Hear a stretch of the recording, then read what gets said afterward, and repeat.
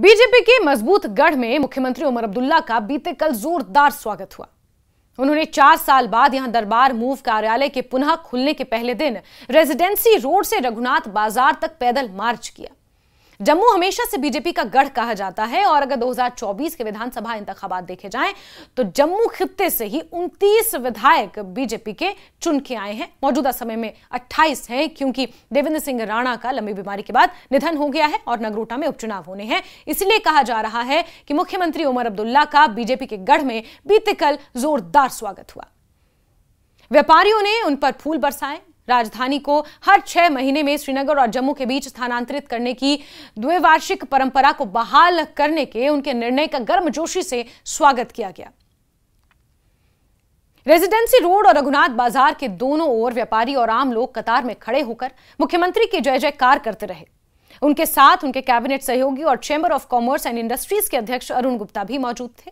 बाद में मीडिया से बातचीत में मुख्यमंत्री ने आरक्षण के मुद्दे पर महत्वपूर्ण बयान भी दिया कि उनकी सरकार आरक्षण के स्तर को सुप्रीम कोर्ट के आदेश के अनुसार लाने की योजना बना रही है, जो कहता है कि कोटा 50% से अधिक नहीं होना चाहिए। उन्होंने कहा कि नेशनल कॉन्फ्रेंस जम्मू कश्मीर के राज्य का दर्जा बहाल करने के संबंध में सुप्रीम कोर्ट में चल रहे एक मामले में पार्टी बनने पर विचार भी कर रही है। उमर अब्दुल्ला ने अपने आधिकारिक आवास से निकलते समय गाड़ियों से जाना मुनासिब नहीं समझा क्योंकि उन्होंने व्यापारियों की भारी प्रतिक्रिया को देखकर सड़क पर पैदल चलने का फैसला लिया। व्यापारियों ने उनके ऐतिहासिक निर्णय का स्वागत किया क्योंकि वो मानते हैं कि दरबार मूव बहाली से उन्हें आर्थिक लाभ होगा। दरबार मूव की परंपरा, जिसकी शुरुआत 1872 में हुई थी, उसे 2021 में उपराज्यपाल के प्रशासन द्वारा बंद कर दिया गया था। कई व्यापारी संगठनों, जिसमें chamber of commerce and industries भी शामिल है, ने बार बार इस परंपरा को फिर से शुरू करने की मांग उठाई थी। कुछ दिन पहले उमर अब्दुल्ला की अध्यक्षता वाली कैबिनेट ने दरबार मूव को बहाल करने का निर्णय लिया। इसे उपराज्यपाल मनोज सिन्हा ने भी मंजूरी दे दी। रेजिडेंसी रोड और ऐतिहासिक रघुनाथ बाजार के किनारों पर मुख्यमंत्री पर फूलों की वर्षा की गई।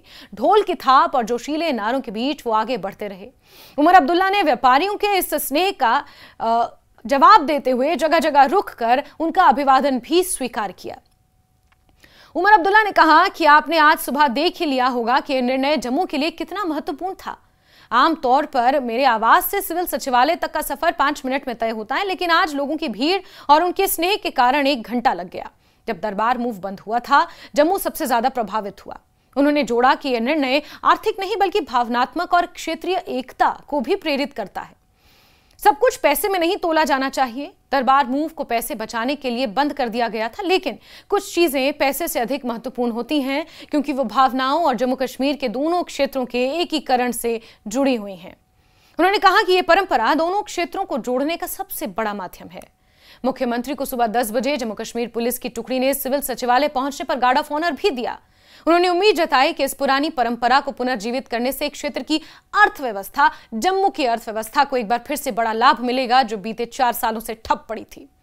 हालांकि समय की कमी के कारण उमर ने बाद में अपने मोटरकेड से सचिवालय की ओर वो आगे बढ़े। सचिवालय के बाहर उनका इंतजार कर रहे लोगों ने उनके काफिले पर फिर से फूलों की वर्षा की। वहीं कुछ पत्रकारों से बातचीत में उमर अब्दुल्ला ने घोषणा की कि उनकी सरकार सुप्रीम कोर्ट के आदेश के अनुसार आरक्षण स्तर लाने का प्रस्ताव रखेगी, जो कहता है कि आरक्षण 50% से अधिक नहीं होना चाहिए। उन्होंने कहा कि कैबिनेट उप समिति की रिपोर्ट कैबिनेट के समक्ष रखी जाएगी और स्वीकृति के बाद उपराज्यपाल को भेजी जाएगी।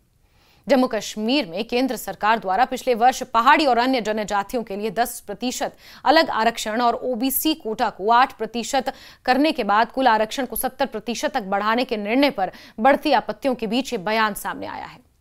उमर अब्दुल्ला ने कहा कि विपक्ष ने आरक्षण के मुद्दे पर बात करना तब शुरू किया जब नेशनल कॉन्फ्रेंस ने इसे अपने घोषणा पत्र में शामिल किया। अदरवाइज इस पर कौन बोल रहा था? राज्य के दर्जे की बहाली के मुद्दे पर उमर ने कहा कि नेशनल कॉन्फ्रेंस सुप्रीम कोर्ट में चल रहे राज्य का दर्जा बहाली के मामले में पार्टी बनने पर विचार कर रही है, लेकिन वो इसके लाभ और हानि दोनों पर विचार करेगी।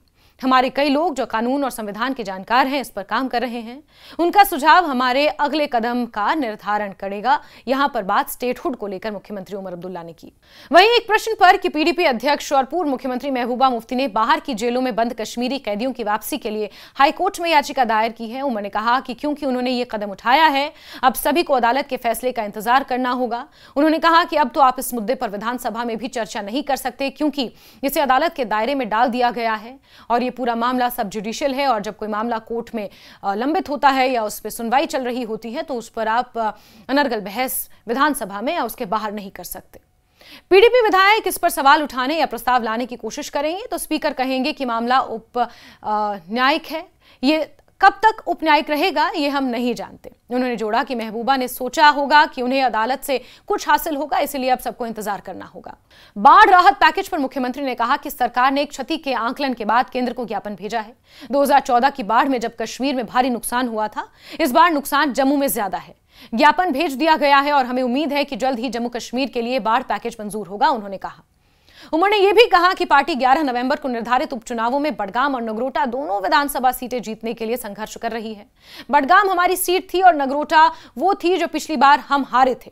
हमें उम्मीद है कि इस बार नगरोटा में हमारा प्रदर्शन बेहतर होगा, क्योंकि बीजेपी ने एक बार फिर साबित किया कि जैसा कि मैं बार बार कहता हूं, उन्हें वंशवाद से कोई समस्या नहीं जब तक वो उनके अपने परिवार में हो।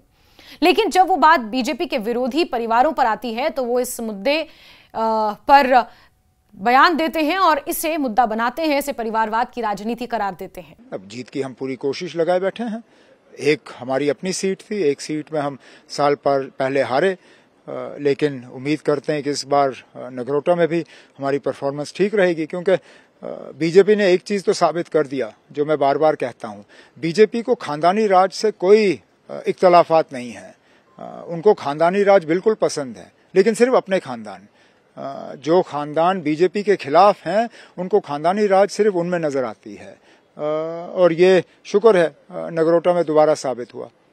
बहरहाल लेकिन इस बीच जम्मू खित्ता जो बीजेपी का एक तरह से गढ़ माना जाता है, बीजेपी के तमाम बड़े नेता, तमाम बड़े विधायक इसी क्षेत्र से आते हैं और इसी क्षेत्र में पड़ने वाले विधानसभा क्षेत्रों से आते हैं। अब दरबार मूव की बहाली के बाद मुख्यमंत्री उमर अब्दुल्ला का जिस तरह से जम्मू खित्ते में स्वागत किया गया है, वो कहीं ना कहीं बीजेपी की चिंताओं को आगे आने वाले समय में थोड़ा बढ़ा सकता है। लेकिन अच्छी बात यह है कि दरबार मूव, जिसे सिर्फ आर्थिकी से जोड़कर नहीं देखा जाना चाहिए, ये एक संस्कृति का आदान प्रदान है, एक भावनात्मक परंपरा रही है, उसे 4 सालों के बाद फिर से बहाल किया गया है और अगले 6 महीने तक अब जम्मू से ही सरकार संचालित की जाएगी।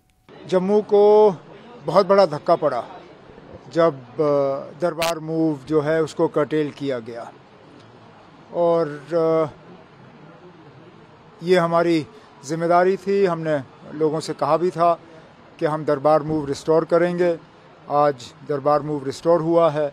उम्मीद करता हूं कि जम्मू कश्मीर की इकॉनमी को, जम्मू को तो होगा ही होगा, जम्मू कश्मीर की इकॉनमी को इसका एक बूस्ट मिलेगा।